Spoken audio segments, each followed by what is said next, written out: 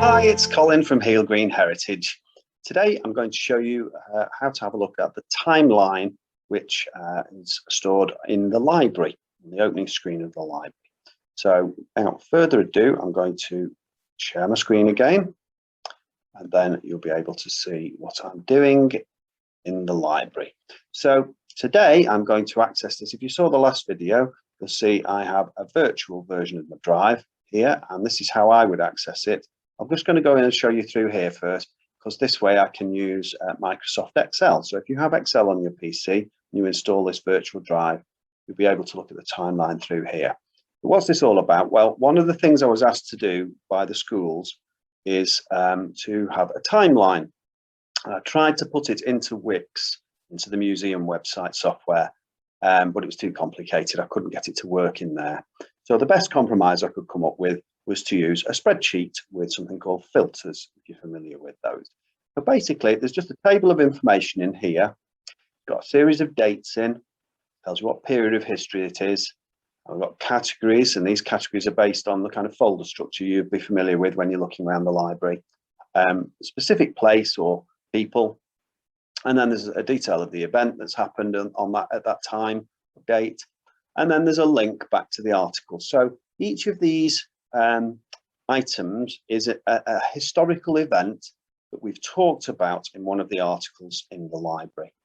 And this is quite a long list already. This line here shows you how many items. It's a count of items in that column.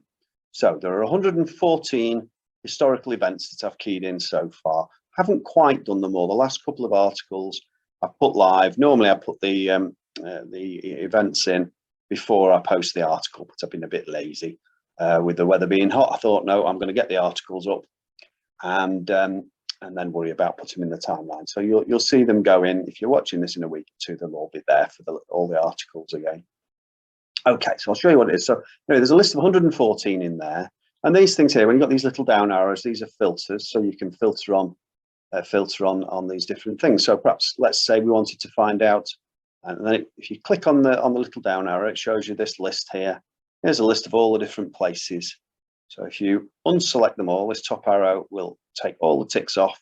And let's say we wanted to have a look at the ones about Bradshaw Hall Farm. So click on that, press OK, and it reduces the list just to the items that relate to Bradshaw Hall Farm. And there are 6 items.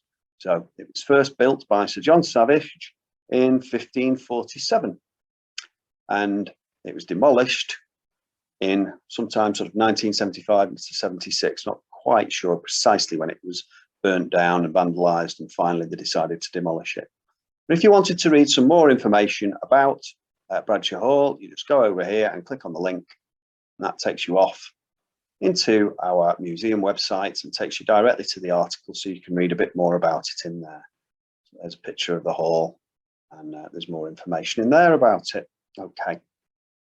So just coming back to the Excel spreadsheet again, if you're not very familiar with these. So when you've filtered a column, you can see this little funnel symbol here that shows you that you're filtering that column. So you're not seeing all the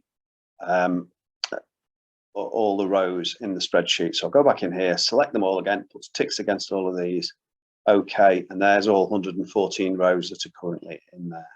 So that's one way of searching it. Something else I was asked to put in was they wanted to know which sort of period of history it was. So there's a bit of clever jiggery pokery in the background that looks at the date and works out which period of history it's in. So we've got 20th century, 21st, Georgian, Stuart, Tudor, Victorian. So let's say, let's have a look at all the things that happened in Victorian times. Not a great many, basically, in our list. Very little happened in Victorian times here. We've got the Hulboat Turnpike closed in 1881, or the Griffin moved up from Finney Lane from the original location at Griffin Farm to where it is on the current corner now, where it still is, though we've gone through a number of buildings there. So that just gives you a little idea of how you move around in a spreadsheet. You can do searches on dates as well. So you do the date ranges, number filter. So if we say, let's look for greater than 1940, after the start of the war. And there's a list of all the events that are after 1940.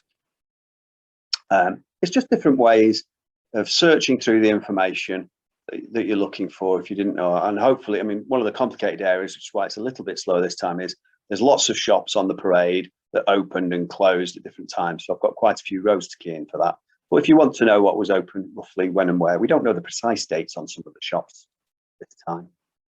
But we're getting there, and we're getting them more accurate. And as more people tell us, "Oh, you've got that one a bit wrong," that's great. We can change the dates on here. That's the whole point of publishing something, and it gets knocked about a bit by people that know better. But hopefully, we've got the best dates we can at the moment. So that's one way of looking it through there. Now, if you don't have Microsoft Excel, don't worry. You can still view the spreadsheets. If you come into the normal screen here and click on here, should take us straight into a Google Sheet version. So this is something called Google Sheets. It looks terribly similar.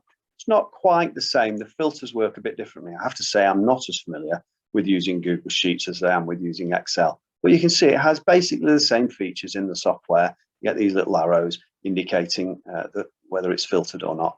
It's just slightly different when you go into the list and it displays these filters to select. So if you want, the first thing you have to do if you want to select something, which feels counterintuitive if you use Excel a lot, you have to clear all the ticks off using that clear button. Oops. And then, oh, it's gone away. Clear all the ticks off and then pick an item and then press OK. And then it reduces the list as you saw before. But it's all the same functions, really. And for the purposes of this, you don't have to worry about that too much.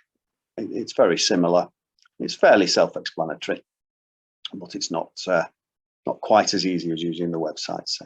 So that's everything for today, showing you how the timeline works. So it's been put there primarily for school kids to have a look at, but everybody's welcome to use it, and it'll just help them sort of do history projects and things. So I hope to see you again soon. Bye for now.